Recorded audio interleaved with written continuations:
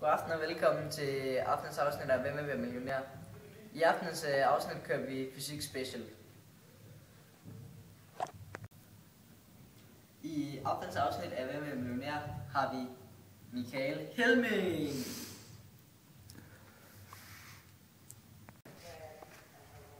Spørgsmål nummer 1 til 250.000 kroner. Nå, Michael. Hvad er et atom opbygget af? A. Pitroner, nitroner og elektroner. B.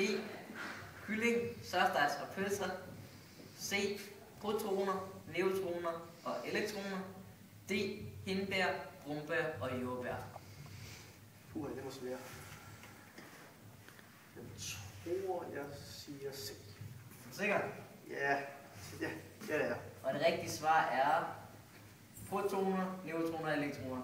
Det er rigtigt! Kør. Spørgsmål nummer 2 til 500.000 kroner. Nå. Hvor mange elektroner, neutroner og protoner har grundstof nummer 48? Er det A. 4,8, B. 48, C. 148 eller D. 96?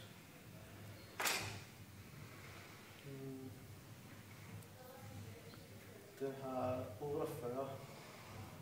Hvad får du til at sige 48? Det grundstofsnummer er baseret på, hvor mange neutroner, elektroner og protoner det har. Det er fuldstændig rigtigt. Og når du siger 48, så har den 48. Det er rigtigt. Spørgsmål 3 til 750.000 kroner. Hvilke af disse fire er ikke en sammensat ion? Er det A. NaNH4, eller er det B. CuSO4, eller er det C. CaCO3, eller er det D. NH4Cl? Du har endnu ikke brugt nogen af dine livliner. Du har 50-50 og spørg eksperten tilbage. Her er 50-50 sagde du. Ja, det har du. Nu tager jeg det. Okay. Der er nu A, NaNH4 og CaCO3 tilbage. Så er jeg ret sikker på, at det er A. Så det er A, NaNH4? Ja. Det er rigtigt. Ja. Spørgsmål nummer 4 til 1 million kroner. Hvilken af disse tegninger er ikke en metal, elektron eller ionbinding?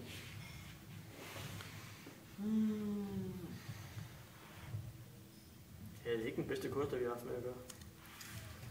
Jeg vil gerne spørge eksperten.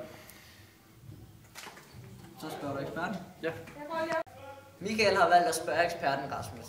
Han står her ved siden af mig, og lad os høre hans svar. Her, der er de 4 tegninger. Se, den her, det er en ionbinding, fordi at den svageste ion afgiver en elektron til den stærkeste.